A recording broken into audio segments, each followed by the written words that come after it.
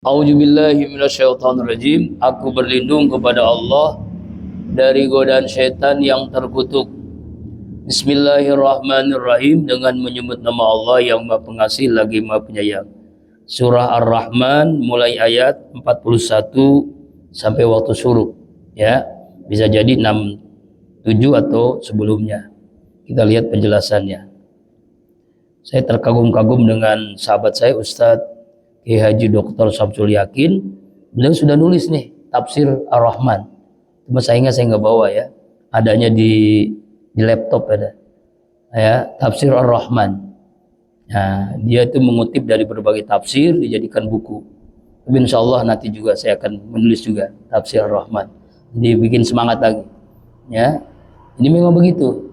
Jadi seorang yang sudah kuliah, selesai kuliah kalau nggak nulis berarti mana ilmunya gitu kan.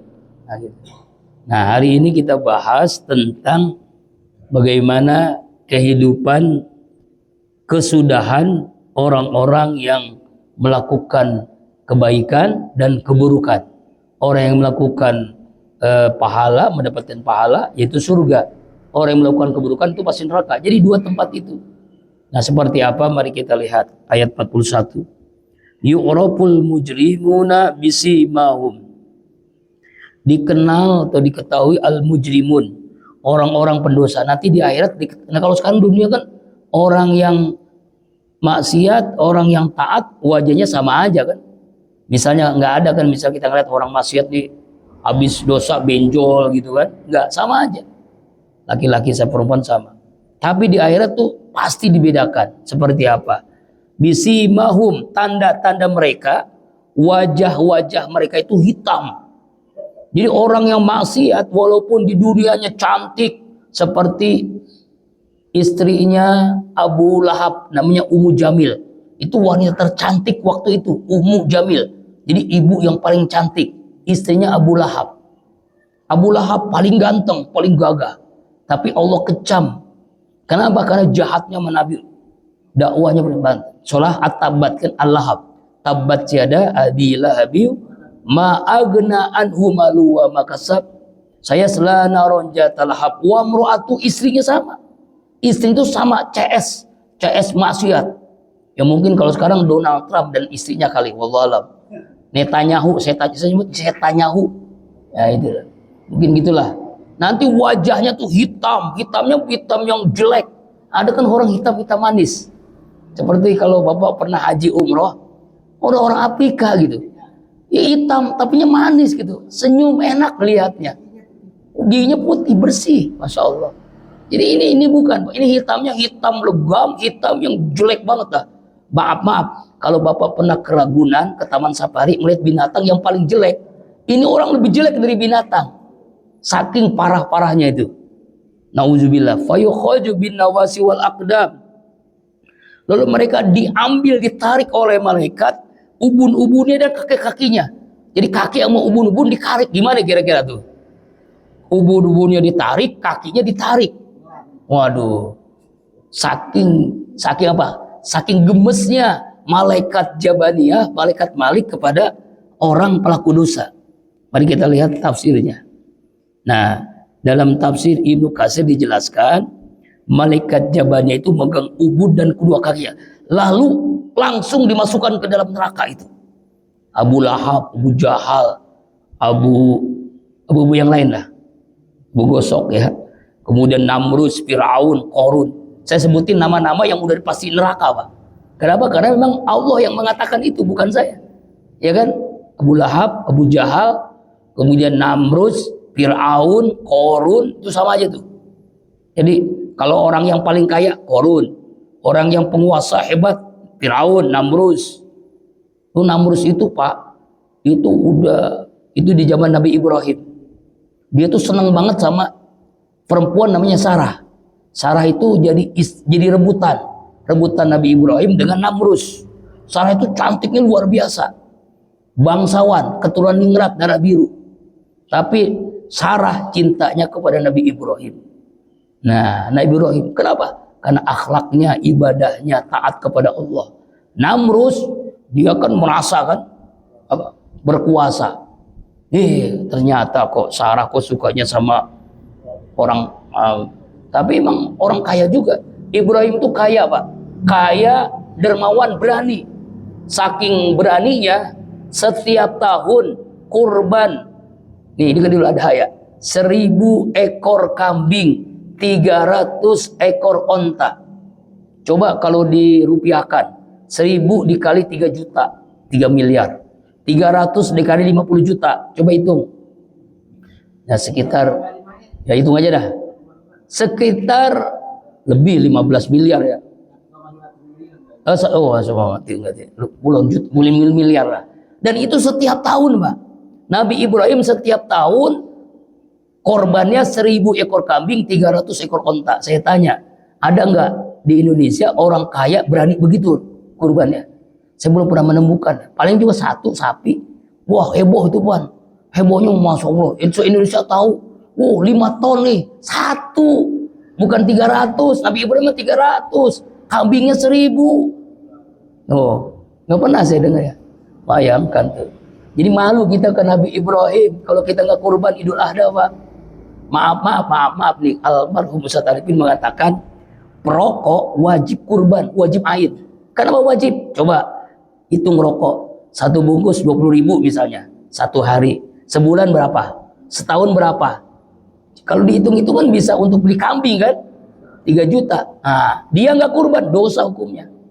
Ya benar tuh. Ini benar, ini kata-kata Ustaz Arifin saya dengar itu. Ada di videonya, ada di jejak digitalnya. Kenapa mengatakan itu? Karena dia bisa ngerokok bisa, tapi kok kurban nggak bisa. Karena ada masalah dalam hidupnya. Coba Pak, kurban itu arti dekat. Orang yang dekat dengan Allah, dekat dengan petunjuk Allah, dekat dengan pertolongan Allah, dekat dengan ridho Allah, dekat dengan surga Allah, dekat dengan ridhonya Allah. Bahagia dia. Nggak ada orang gara-gara kurban jatuh miskin, jatuh melarat karena kurban. Pernah nggak dengar? Nih, gara-gara Idul Adha kurban, aja jatuh melarat. Nggak ada. Bahkan kata Nabi apa? Baliyasdat. Bertambah. Apalagi Nabi mengatakan begini. Kalau kamu takut miskin, takut melarat, apa kata Nabi? Intala rizqo bisadaqah. Cari rezeki dengan sedekah. Jangan pakai akal, jangan pakai nafsu. Cari rezeki dengan sedekah. Kalau kamu takut miskin, takut melarat, takut susah hidup, sedekah. Sedekah terbaik Idul Adha adalah kurban. Ya, kurban dengan kambing, sapi ataupun onta. Karena ada yang nanya nih, ini saya gara-gara baca kurban ya. Ustadz, sebenarnya kurban itu yang afdal itu sapi atau kambing? Mazhab ada perbedaan. Menurut mazhab Syafi'i ternyata kambing lebih utama dibandingkan sapi, Pak. Mazhab Syafi'i, kambing lebih utama daripada sapi. Kenapa? Nabi Ibrahim kurban dengan ketika menyembelih Ismail, Allah turunkan apaan? Dari surga kambing, kibas, bukan sapi. Rasulullah SAW mengatakan ketika menyembelih kambing, apa? Haja ini dari Muhammad, min ali Muhammad, min ummati Muhammad. Tuh saking dermawan Nabi. Ya Allah, kurban ini untukku, untuk keluargaku, dan untuk umat Rasulullah, untuk umatku yang tidak mampu berkurban. Dan itu dengan kambing. Padahal cuma 1. Makanya Imam Syafi'i mengatakan kambing lebih utama daripada sapi. Tapi mazhab Hanafi lebih utama sapi ternyata. Kenapa? Alasannya karena lebih bermanfaat buat masyarakat umum untuk pembagiannya. Ya, pembagiannya lebih utama. Jadi ternyata kita itu bukan mazhab Syafi'i ketika kurban. So banyak orang yang sapi bukan kambing kan? Ya kan? Iya, ini kan pengetahuan ilmu. Saya sampaikan apa adanya. Coba ada yang nanya, sebenarnya apa yang utama? Menurut mazhab Syafi'i kambing, menurut mazhab Hanafi sapi. Jadi ada alasannya. Alhamdulillah Allah takdirkan saya kuliah di S1 itu perbandingan mazhab, bandingin mazhab, jadi tahu gitu. Seperti Bapak misalnya ketika umroh haji sama istri, pegang istri Pak, pindah mazhab kita. Itu apa? Tidak batal wudu. Kalau Bapak kekeh dengan mazhab Syafi'i, jangan pegang. Batal wudu ya. Atau bukan begitu, masih mending wudu mulu. Istri kita diambil orang. Ya iya kan, orang-orang ribuan, jutaan kan tawaf. Istri kita nggak dipegang, batal. Akhirnya diambil sama orang sih kita. Nah itu tahu orang Arab kan, senang dengan Indonesia kan. Senang orang Indonesia Pak, orang Arab itu senang banget orang Indonesia. Jadi hati-hati. Nah itulah kita pindah mazhab. Pentingnya ngaji, tahu ilmu. Ya gitu kan. Nah nanti di akhirat orang-orang pendosa itu wajahnya hitam lalu ditarik oleh malaikat Jabadiyah, ubun-ubunnya dan kakinya. Bayangkan Pak, ubun dan kaki ditarik. Kalau orang masuk penjara kan masih mending ya, cuma mungkin ya itu apa lagi masih mending. Ini ditarik oleh malaikat Jabadiyah, dimasukkan dalam neraka. Ini dijelaskan dalam hadis Rasulullah SAW, sangat panjang nih.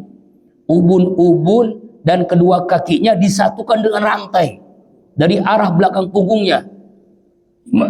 As-Sa'di mengatakan ubun-ubun orang kafir, kedua telapak kaki dijadikan satu, punggungnya dilitkan. Bayangkan tuh gimana susah dibayangkan Pak. Kaki dan ubun-ubun dililit dengan rantai, dimasukkan dalam neraka. Hina banget ya. Nauzubillahi min dzalik. Lalu dalam sebuah hadis saya langsung terjemahnya, semua panjang hadis ini. Ya, dari Abdurrahman menceritakan dari Kindah, ia pernah datang kepada Siti Aisyah, istri Rasulullah SAW. Ada hijab, bertanya, apakah Rasulullah SAW pernah menceritakan bahwa akan datang suatu saat tidak ada seorang pun memiliki syafaat? Aisyah menjawab, benar. Aku telah menanyakan tentang masalah itu kepada Rasulullah. Sedangkan aku dan beliau berada di dalam satu selimut. Yang namanya suami istri kan? Ya, makanya Bapak jamaah rahimakumullah yang punya istri sering satu selimut sama istri. Sering satu selimut. Kalau bisa mah setiap malam satu selimut. Ya, ini mah kadang-kadang istri di mana, laki di mana, beda kamar. Benar Pak. Hunna libasul lakum wa antum libasul lahunna. Istrimu pakaian itu untukmu, kamu pakaian untuknya. Pengen punya pakaian Pak? Cepet nikah. Cepet nikah. Maksudnya pakaian yang gak punya gimana? Iya, apalagi bisa setiap malam Pak. Iya. Indah hidup ini. Surga sebelum surga ya dunia. Iya.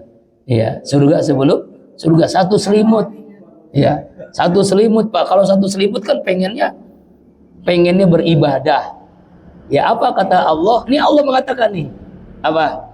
Fa'tu an-nasitum apa? Dalam surah Al-Baqarah itu ketika menjelaskan tentang seseorang yang sahabat-sahabat Rasulullah bingung. Ya, dikirain hubungan suami istri itu nggak boleh malam hari. Awalnya nggak dikirain nggak boleh. Nah, ternyata ada sahabat yang kecolongan. Ya, saya kecolongan ya Rasul. Kecolongan apa? Semalam saya berhubungan sama istri saya. Turun ayat, uhillal lakum lailatas siyamir rafasu ila nisaukum hunna libasul lakum wa antum libasul lahunna. Dihalalkan malam hari Ramadan berhubungan suami istri. Dihalalkan. Seneng banget tuh. Waduh, gue malam biarin bini gue yang gitu kira-kira dah. Ngobrol sahabat-sahabat tuh. Nah kan bener kan, halal kan, boleh kan, halal. Malamnya mulai kapan? Maghrib sampai subuh. Jadi kalau Bapak nanti sekarang puasa, boleh Pak hubungan suami istri mulai maghrib sampai subuh. Ya, sampai subuh. Kenapa? Karena minum power honey. Ya, madu khusus. Ya, madu khusus. Allahu Akbar. Bisa berjam-jam. Masyaallah. Iya Bang ya. Boleh nggak? Boleh, halal. Maaf ya, ibadah itu ada ritual, ada sosial. Ibadah ritual, puasa, sholat, zakat, haji, zikir, kurban. Ibadah sosial, hubungan suami istri, sosial. Ya, saling tolong menolong. Ya, bahkan setiap Bapak mencium saja, itu pahala sedekah. Jadi kalau Bapak nih hari ini nggak punya duit untuk sedekah, ciumin aja bini. Ya, ciumin bini. Mencium aja sedekah, apalagi hubungan suami istri. Semakin pahalanya semakin gede. Makanya hubungan suami itu jangan terlalu sering, cukup seminggu 7 kali. Sebulan 30 kali udah nggak terlalu sering. Kalau kesian terlalu sering mah. Seminggu 7. Kenapa? Karena istri banyak. Cukup 1 lah. satu rasa empat, kata teman saya. Satu rasa empat daripada empat rasa satu. Nah, ada aja alasannya. Allah Akbar. Ya, betul ya. Nah, bagaimana kondisinya nih? Tapi Pak, jangan gelisah. Nanti Allah kasih bidadari di surga. Iya, dan itu satu orang yang masuk surga 70 bidadari. Bayangkan 70, Pak. Bukan 4 orang, tapi 70 orang. Dan itulah original, nggak pernah disentuh. Saking nggak pernah disentuh oleh malaikat, nggak pernah nyentuh itu makhluk itu, bidadari. Jadi kalau bapak yang sekarang belum nikah, nanti ada bidadari. Ya, bidadari surga. Ada ini sahabat dulu, masih bujangan, dia ikut jihad, belum nikah, bahkan udah nikah. Nah, ketika begini ya, udah akad nikah nih, ada panggilan jihad. Maaf ya, saya ada panggilan jihad. Dia belum hubungan sama istri. Jadi istilahnya pengantin baru tapi belum hubungan. Dia langsung jihad, meninggal. Allahu Akbar. Bagaimana nih, kata Rasulullah? Bagi istrinya, namanya kan istri pasti kan apa tuh, janda apa? Bunga apa? Nah, kalau janda belum dihubungin apa? Janda kembang. Belum diapa-apain. Belum disentuh. Karena langsung jihad, meninggal itu suaminya. Allah kasih bidadari yang luar biasa cantiknya. Allahu Akbar. Masya Allah. Jadi mau pilih, mau bidadari apa bidadari dunia akhirat, boleh pilih. Ya, pengen dua-duanya Ustadz, dunia bidadari, akhirat bidadari. Nah, ada yang tanya lagi, Ustadz bagaimana dengan istri kita? Ratunya bidadari. Istri yang solehah lebih cantik daripada bidadari. Bayangkan, kita bingung. Ketika nanti di surah Ar-Rahman juga ada penjelasannya tentang orang yang dia di surga. Bingung dia. Hari Jumat itu ketika orang-orang namanya pasar Jumat. Ya kan kita udah nggak ada ibadah lagi di akhirat, kan nggak ada lagi. Ketemu dengan Allah. Zat Allah itu lebih indah daripada surga. Itu bagi orang yang masuk surga. Lalu kita pulang ke rumah, ketemu bini kita nggak kenal. Lu siapa? Cantik amat. Pancu kan lebih cantik daripada bini kita di dunia. Lah abang nggak kenal, kan gua bini lu. Lah Allah, kok cantik amat. Itu lebih cantik dari bidadari. Bidadari yang melayani kita 70 itu seorang, 70 bang. Jadi jangan takut. Itu lebih cantik bidadari. Apa? Istri kita, ratu, tapi istri yang soleha. Kalau istri yang ya enggak. Tapi di sana nggak ada cemburu, Pak. Kenapa? Karena istri kita senang. Malah semakin senang di surga. Karena kan kecenderungan wanita, harta, kecenderungan laki-laki, perempuan. Bukan sekarang aja, Pak. Nabi Adam di surga, pengennya apa dia? Di surga udah indah banget ya, pengen perempuan. Makanya Allah ciptakan apa? Siti Hawa, perempuan. Nah, akhirnya tanya nih, ya Rasulullah, nanya ke Rasulullah nih, Aisyah dalam suatu selimut nanya, bagaimana? Rasulullah menjawab, nanti ketika Siratal Mustaqim, jembatan Siratal Mustaqim dipasang oleh Allah, tidak ada memiliki syafaat bagi seorang pun sebelum aku mengetahui kemanakah sirat itu membawaku. Pada hari itu wajah-wajah yang kelihatan putih bersinar, ada pula wajah-wajah yang hitam legam. Lalu aku tahu siapa orang mukmin, siapa orang kafir. Kata Rasulullah nih, bertanya kepada ketika menjawab pertanyaan Aisyah. Nah, kemudian jembatan itu semakin tajam, semakin panas, jembatan Siratal Mustaqim. Nah, orang yang kurban, Pak, nanti kan melewati jembatan Sirat itu dengan kendaraannya. Jadi kalau Bapak nanti di akhirat masuk surga lewat jembatan Siratal Mustaqim, nggak ada kendaraan, mungkin lari, mungkin jalan, mungkin apa ngesot, itu terserah Bapak. Kenapa dulu waktu dulu nggak kurban?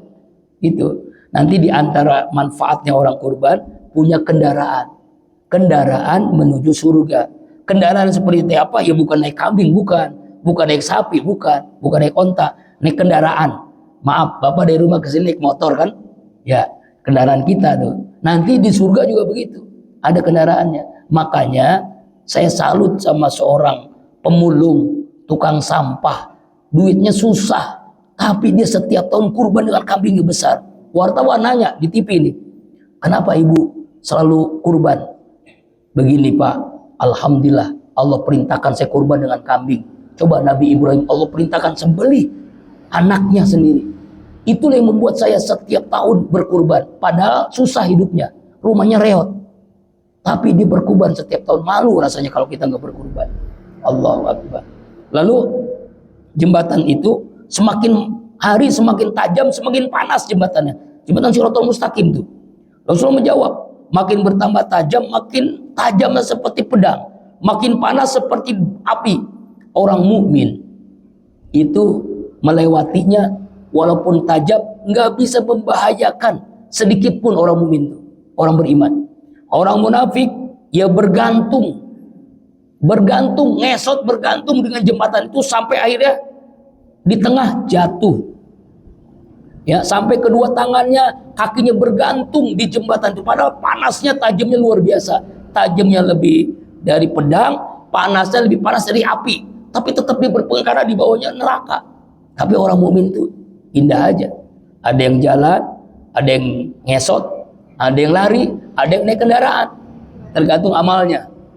Lalu Siti Aisyah melanjutkan, ketika seseorang itu dengan terompah kakinya, lalu kakinya tertusuk duri hingga menembus kedua telapak kakinya, itulah keadaan orang-orang munafik. Lalu dia jatuh di tengah-tengah. Lalu malaikat Jabaniyah memukulinya dengan pengait ubun-ubun dan telapak kakinya. Kemudian malaikat Jabaniyah mencampakkannya ke dalam neraka jahanam. Apalagi orang kafir, munafik aja. Orang munafik itu kan cirinya apabila ngomong bohong, apabila diberikan amanah dia khianat, ya kan? Dipercaya dia khianat, itu munafik. Munafik akidah, munafik ibadah, munafik akhlak. Ada 3 munafik. Apalagi orang kafir. Lalu ia jatuh dari jembatan Shiratal itu selama 50 tahun. Aisyah bertanya, ingat Pak ya, 1 hari akhirat 1000 tahun dunia. Kalau 50 tahun kali aja 1000. Jadi kalau sekarang nih akhirat, sekarang kan tahun 2026, baru 2 hari Pak. Baru 2 hari. Orang di alam barzah nih yang meninggal sejak Nabi Adam, ya berapa hari dia baru. Padahal kita udah ribuan tahun ya. Ya Allah ya Rabbana. Allahu Akbar. Kemudian Aisyah bertanya, bagaimana dengan beratnya seorang laki-laki? Rasulullah menjawab, sama beratnya dengan 10 ekor onta yang gemuk. Pada hari itu orang yang berdosa dapat dikenal melalui tanda-tanda mereka. Maka ditangkaplah ubun-ubun kedua kakinya dan dilemparkan dalam neraka jahanam. Hadis ini marfu. Wallahu alam. Ya. Fa bi ayyi ala rabbikuma tukadziban. Maka nikmat manakah hai manusia dan jin kepada Allah yang kalian dustakan? Hadhihi jahannamul lati yukadzibul mujrimun. Inilah neraka jahanam yang kalian waktu di dunia mendustakannya. Mujrimun itu adalah pendosa. Ini pendosa ini bisa jadi orang kafir pasti dosa, orang munafik pasti. Bisa jadi orang Islam. Maaf, bismillahirrahmanirrahim. Saya nggak puasa ya. Lemes. Kemarin baru hari pertama puasa. Masyaallah. Kerasa gitu ya. Bismillahirrahmanirrahim. Ya rahimakumullah, puasa sunnah tanggal 1 sampai 9 kalau mampu. Kalau tidak mampu 3 hari, tanggal 7, 8, 9 atau selang-seling. Kalau mampu 2 hari. Kalau mampu nggak mampu juga dari 9 hari 1 hari lah tanggal 9-nya, jangan sampai tidak. Man shoma yaumul asyura, man shoma yaumul arafah yukaffiru sanatain. Siapa orang puasa di hari Arafah, Allah hapuskan dosanya 2 tahun, Pak. Allahu Akbar. Nah, akhirnya apa yang terjadi? Orang-orang yang di dalam neraka itu mujrimun. Semuanya masuk neraka jahanam. Jadi kalau disebut mujrimun itu, Pak, pasti orang kafir, pasti munafik. Kalau muslim bisa jadi. Kalau muslim kalau dia ahli maksiat, bisa jadi karena dia pezina, pemabok, koruptor, zolim dan sebagainya itu. Durhaka sama orang tua, hati-hati itu. Itu dosa yang jangankan di dunia, jangan di akhirat, dunia pun biasanya langsung. Jadi kalau ada di antara kita rezekinya mampet, mungkin di antaranya kita sering mengecewakan ibu ayah kita, sering mendurhaka. Makanya seringlah, paling tidak kalau Ustadz Barja, Kiai Ahmad Barja itu mendoakan orang tua itu minimal 25 kali sehari. 25 kali baca Al-Fatihah. Kok 25 kali Ustaz? Bahkan itu termasuk orang yang masih durhaka katanya, orang tua. 25 kali Pak. Kalau kita kan paling 5 kali kan ya. Zuhur, asar, maghrib, isya, subuh. Kalau dia bilang kata 25 kali doain orang tua karena nggak terbayar Pak. Apalagi emak kita. Allahu Akbar. Emak ibu itu nggak terbayar jasanya kepada kita. Yang Uwais Al-Qarni itu seorang laki-laki yang hidup di zaman Nabi, zaman sahabat, tapi bukan disebut sahabat. Dia terkenal di langit karena taatnya kepada emaknya luar biasa. Allahu Akbar. Nah, mujrimun. Jadi mujrimun itu bisa jadi kafir, bisa jadi munafik, bisa jadi orang Islam tapi ahli maksiat, nauzubillah. Tapi kemungkinan bisa jadi dia masuk surga kalau orang Islam. Selama dia yakin dengan Allah dan bersahadat waktu di dunia. Asyhadu an la ilaha illallah wa asyhadu anna Muhammadar Rasulullah. Walaupun dia pelaku dosa besar, ada kemungkinan masuk surga. Cuma kapannya, nah itu bisa diolah dulu, dimasukin neraka dulu, dicuci dulu Pak, karena saking banyaknya dosa. Nauzubillah ya. Makanya ada telaga Kausar kan.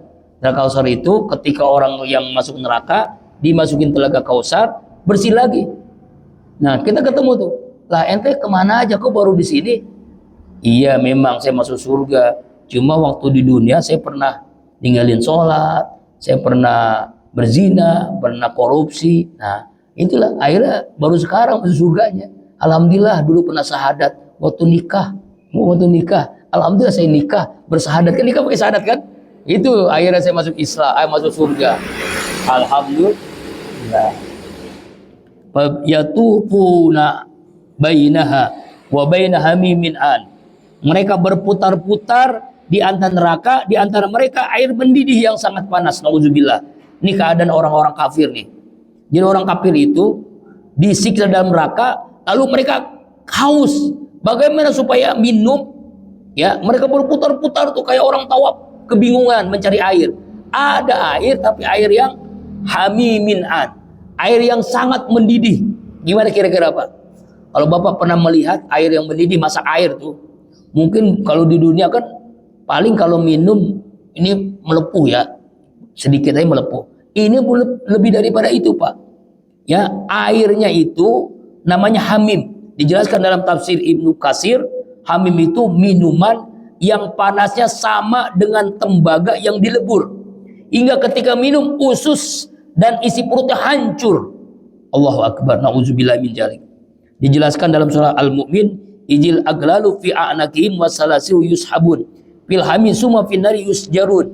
Ketika belenggu dan rantai dipasang leher mereka, mereka terseret di air yang sangat panas, kemudian dibakar dalam api itu. Nauzubillahi min dzalik.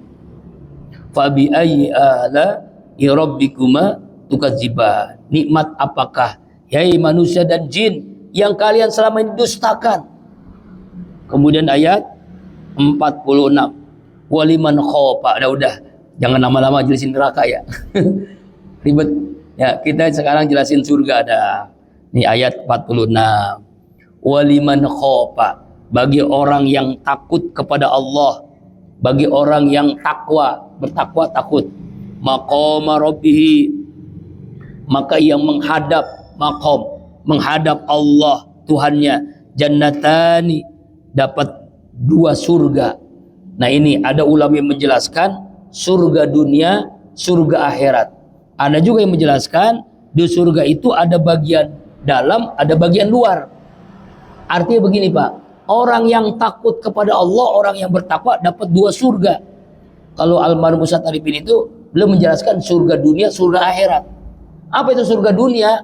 Hidupnya berkah, keluarganya sakinah, anaknya keturunan soleh dan solehah. Maaf Pak, berkah itu beda dengan banyak. Orang yang triliunan uangnya belum tentu berangkat haji umroh. Tapi orang yang sederhana bisa haji, bisa umroh, bisa kurban setiap tahun. Itu namanya barokah rezekinya. Kenapa dia rezeki barokah? Karena dia mencari yang halal. Halalan, thayyiban, mubarakan. Halal itu berkah. Kenapa orang melakukan kemaksiatan? Karena rezekinya haram. Misalnya begini nih, orang korupsi, pasti dia akan melakukan tindakan kemaksiatan. Zina. Ini contohnya, contoh nauzubillah. Pokoknya ada, saya nggak sebut nama ya. Seorang kepala daerah yang korupsi. Akhirnya doanya apa? Padahal istri cantik, hebat, doktor. Ya, kepala daerah ini Pak. Akhirnya dia jajan. Tapi suka jajan. Tanda kutip jajan. Zina dengan orang. Itu bukan 1-2 orang Pak. Tanya yang ahli politik nih. Yang dulunya pernah di politik. Itu kenapa? Karena perbuatan haram melakukan perbuatan haram lagi. Koruptor pengennya berzina, koruptor pengennya judi, koruptor inginnya melakukan kemaksiatan yang berikutnya. Itu dengan sendirinya Pak. Tapi kalau Bapak cari yang halal, inginnya taat, inginnya sholat tahajud, inginnya sholat duha, inginnya sedekah, inginnya infak, inginnya kurban. Kalau punya duit, inginnya membahagiakan. Nah, makanya saya ngadain tuh setiap Kamis. Kalau di sini namanya pengajian tafsir, kalau di Kolbun Salim pengajian apa? Pengajian fikih, bagaimana jangan sampai orang terjerat kepada hutang pinjol, terjerat hutang yang gak lunas-lunas. Ada pinjol, ada bangke, ada kan ya? Ada nggak orang yang terjerat itu? Banyak Pak. Akhirnya dia rumah tangganya hancur sampai bunuh diri gara-gara pinjol, gara-gara bank keliling, gara-gara riba, gara-gara ya itu, gara-gara judi, gara-gara online, ada pinjol, ada judol. Nah, ini ingin melakukan hijrah. Nah, hijrah kepada mana? Hijrah cari rezeki yang halal, menjemput rezeki yang halal. Bagaimana caranya? Datang hari Kamis Pak, siang jam 1 sampai ba'da zuhur sampai pada asar. Di mana? Jauh Pak. Di Kolbun Salim. Jauh kan Pak ya? Jauh banget Pak. Nanti saya jemput satu-satu pakai motor kan. Diajak pengen kaya, pengen kurban, pengen umroh, pengen haji, nggak mau. Ya aduh. Kalau bahasa Bang Haji Roma apa? Terlalu. Diajak pengen cari rezeki yang halal, nggak mau. Terlalu. Buktinya ada buktinya. Seorang ojek penghasilannya cuma 100.000 per hari, sekarang bisa mengumrohkan, bukan umroh sendiri, umroh 9 orang. Nggak percaya kan Bapak kan? Nggak percaya, kecuali datang hari Selasa. Ada lagi anak SMP kelas 2, bingung orang tuanya, ngasih duit setiap bulan, setiap minggu, bahkan setiap hari 1 juta. Bingung banyak, lah kamu duit dari mana nak? Bisnis apa? Coba datang hari Selasa. Ada lagi anak mahasiswa umur 20 tahun. Dia nikah, bingung orang tuanya. Kenapa bingung? Karena mobil ada, nikah dengan duitnya, sampai ngasih mahar pun dari uangnya. Sampai gedung nikahnya, dia yang bayar. Bingung kan? Datang hari Kamis. Saya promosi, udah makanya gede banget tuh. Apa namanya? Apa namanya? Ya, bannernya gede banget, sengaja ya. Supaya orang hijrah dari riba ke halal, hijrah dari kemaksiatan kepada ketaatan. Ya kan? Bapak mau ngamalin kok, nggak ngamalin bodoh amat, yang penting datang dulu. Ini kan sekarang nih belajar tafsir. Bapak ngamalin ilmunya, silakan. Bapak datang hari Kamis, lalu ilmunya nggak diamalin, nggak apa-apa, yang penting datangnya. Ya kan? Kata Rasulullah apa? Siapa yang datang, man talabal ilmi fahuwa fi sabilillah, dia di jalan Allah. Orang menuntut ilmu di jalan Allah. Bahkan 1 jam ngaji lebih baik daripada 1000 rakaat sholat. Pernah Pak sholat 1000 rakaat? Boro-boro 1000 rakaat. Ya, itu kan ngaji kan. Cuma bahasanya kalimat seminar. Saya bilang ngaji lah, ngaji fikih muamalah namanya. Ya, ngaji fikih muamalah, fikih tentang bagaimana menjemput rezeki yang halal. Nah di surga dapat 2 tuh Pak, di dunia dan di akhirat. Nah Ustaz Arifin menjelaskan, beliau surga dunia, surga dunia itu apa? Rezekinya mudah, hidupnya nggak susah, berkah. Kenapa banyak orang yang susah? Ada yang terlilit hutang, ada yang gali lubang, tutup lubang. Ada yang kalau bayaran sekolah pengen ngutang lagi, pengen umroh ngutang lagi, pengen haji ngutang lagi, pengen kurban ngutang lagi. Hidupnya tuh terjebak oleh hutang. Jadi namanya gali lubang, tutup lubang. Nauzubillah. Kenapa bisa begitu? Karena jauh dari Allah. Makanya bagi orang yang takut kepada Allah, Allah kasih rezeki. Jangan takut. Rezeki itu udah dijamin oleh Allah. Nggak ada makhluk Allah yang rezekinya nggak ada, semuanya ada. Ya, cuma nggak ada. Ada, cuma ada orang yang menjemputnya dengan yang halal, ada yang menjemputnya dengan yang haram. Yang halal rezekinya, maka hidupnya berkah. Yang haram, maka hidupnya susah. Mau berkah, mau susah. Nah, berkah itulah namanya surga sebelum surga. Surga di dunia, surga di akhirat. Namanya apa? Jannatan. Fabi ayyi ala rabbikuma tukadziban. Nikmat manakah yang kamu dustakan, hai manusia dan jin? Yang Allah berikan itu buat manusia dan jin. Allah siapkan surga udah dua, di dunia di akhirat. Allah siapkan surga ada di luar, ada di dalam. Jannatan. Lalu ayat yang selanjutnya, ya, Jawa ta'afnan. Kedua surga itu ada pohon-pohonan. Nah, ini sekarang kita bicara surga di akhirat. Ada apa? Pohon-pohon. Tapi jangan bayangkan pohon di dunia, Pak. Nah, dijelaskan dalam sebuah hadis Imam Bukhari, Rasulullah SAW. Jannatani min fiddah aniyatuma wa ma fihima wa jannatani min jabin aniyatuma wa ma fihima. Oh, banyak sekali ya. Salah satu terjemahnya ada dari Abu Bakar Abdullah bin Ibnu Qais bahwa Rasulullah SAW telah bersabda, dua surga semua wadahnya itu dari perak, dari emas. Yang menghalangi itu adalah penghuni melihat kepada Allah. Jadi ada orang penghuni surga yang tidak bisa melihat Allah karena masih ada dosanya, dan akhirnya dia bisa melihat Allah Subhanahu wa taala di dalam surga Aden. Ya, hijabnya terbuka. Ginilah, Pak. Surga yang paling nikmat adalah ketika berjumpa dengan Allah. Kita masuk ke istana, kan seneng kan ya? Kita ketemu presiden, lebih senang lagi. Kita masuk surga senang. Melihat zat Allah lebih nikmat lagi. Itulah kenikmatan orang penghuni surga. Dan di dalam surga itulah ada pohon-pohonan. Nah, itulah surga dunia. Ada juga yang menjelaskan surga itu ada dua. Pertama namanya al-muqarrabin, untuk orang yang dekat kepada Allah. Yang kedua ashabul yamin. Ashabul yamin, orang yang sebelah kanan. Kemudian juga dijelaskan dalam tafsir Ibnu Katsir, ya, yang dimaksud dengan ayat 48 ini, Jawa Ta'afnan, itu adalah pohon-pohon buah-buahan yang bisa dinikmati segar dan langsung bisa dikonsumsi saat itu juga. Jawa Ta'afnan. Ada pohon-pohonan, ada tumbuh-tumbuhan. Ginilah, kita pernah makan pisang. Di surga ada pisang, tapi kenikmatannya lebih daripada pisang di dunia. Misalnya Bapak pengen makan pisang Ambon, pisang Lampung, atau pisang apa dah. Surga juga ada pisang. Cuma satu pisang itu rasanya jutaan. Ya, sesuai dengan apa kita gitu, imajinasi kita. Kita misal di surga makan apel, ya, makan anggur. Kenikmatannya jauh lebih nikmat dari anggur atau apel yang ada di dunia. Nah, sulit dibayangkan lah.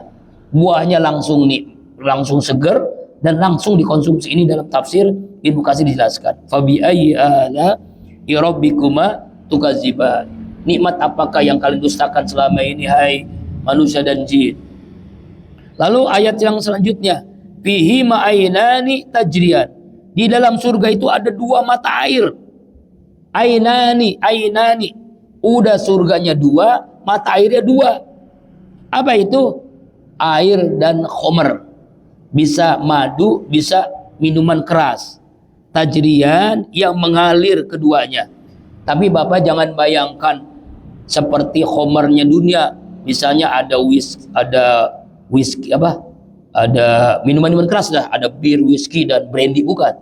Pokoknya kenikmatan Bapak yang belum pernah minum minuman keras, nanti di dunia, di akhirat Allah kasih itu, Pak. Nikmatnya lebih nikmat dari minuman keras. Umar bin Khattab sebelum masuk Islam, dia itu pecandu khamr. Bukan hanya diminum, Pak, minum apa? Mandi dengan khamr. Saking apa? Saking hebatnya dia begitu. Khamr itu ya itu brandy lah, whisky, minuman alkohol misalnya. Itulah. Kalau sekarang ya narkoba. Ya, ada namanya apa namanya? Ada Inex, ada namanya sabu-sabu. Pokoknya kalau nanya narkoba saya dah kena ya. Saya pakarnya Pak. Karena tesis saya tentang narkoba. Tesis saya tentang narkoba. Jadi tahu saya. Ya, orang yang sakau itu udah tahu dah. Orang yang sakau gara-gara ines, gara-gara narkoba sabu-sabu saya tahu Pak. Karena alhamdulillah 1 tahun ya pernah di yayasan yang kecanduan orang narkoba. Alhamdulillah, Ustadz tahu narkoba. Iya dong, tesisnya narkoba. Tesis itu untuk menyelesaikan S2 pasca sarjana, gelar MA itu dari narkoba. Nah, jadi tahu percis gitu ya seperti apa narkoba. Alhamdulillah ya, sampai diwawancari oleh wartawan Republika. Masuk Republika, zaman dulu kan koran, sekarang nggak koran. Alhamdulillah. Nah, tulisan saya alhamdulillah udah terbit ya, ada 2 yang baru-barunya ada tulisan. Ada 2 tulisan. Yang pertama dari Republika Online tentang Haji Mabrur. Haji Mabrur itu cirinya seperti apa sih?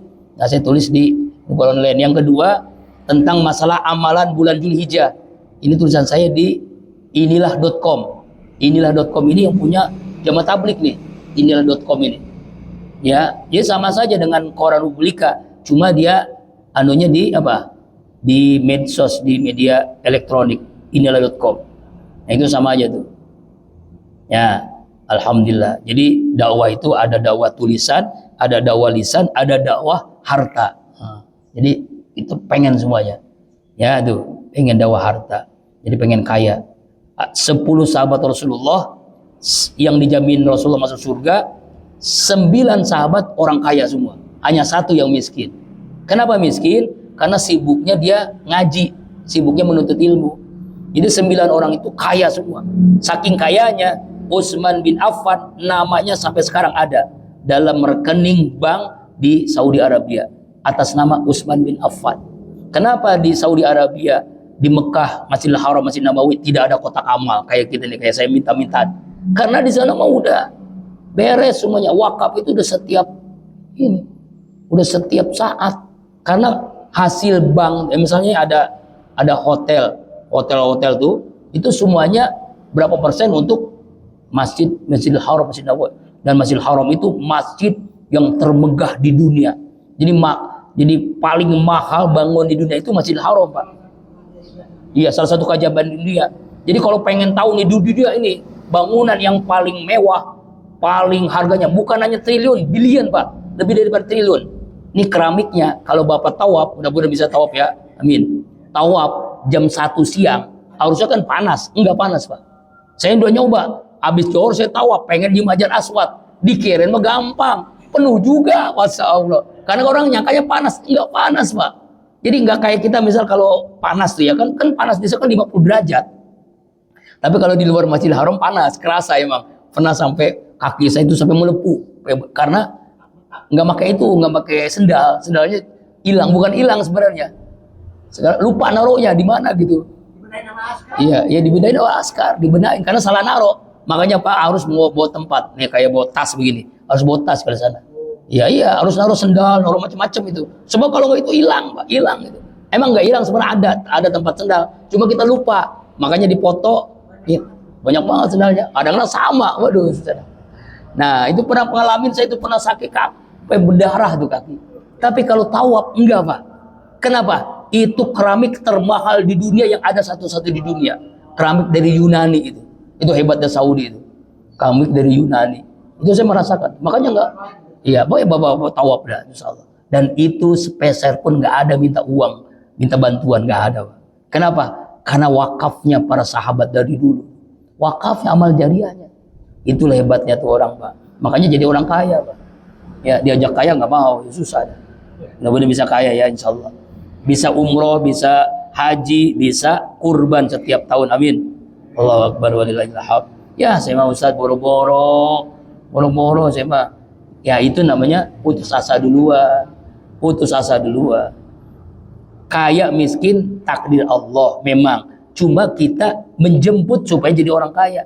Jemput, rezeki itu dijemput. Allah sudah takdirkan rezeki itu ada. Cuma belum dijemputnya, belum kerja keras. Ya, Nabi Adam dengan apa? Bertani. Nabi kita Muhammad dengan berdagang. Nabi Muhammad itu berdagang, bisnis Nabi Muhammad. Dan sahabat yang 9 orang jamin surga itu semuanya bisnis, Pak. Gak ada yang pegawai, bisnis semua. Allah. Berapa menit lagi ya? Udah ya? Udah selesai? Udah suruh belum? Oh belum. Ya. Kemudian bagaimana nih di dalam surga ya? Fihi ma'ainani tajriyan sudah ya. Jadi dalam surga itu ada dua mata air. Mata air yang tawar, mata air yang khomar. Khomar itu lezatnya nikmatnya luar biasa, minuman keras.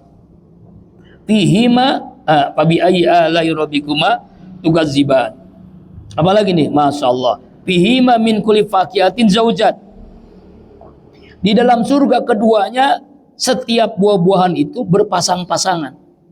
Ya, jadi kalau kita makan buah di surga pasang-pasangan, Pak. Nah, alhamdulillah habis ya.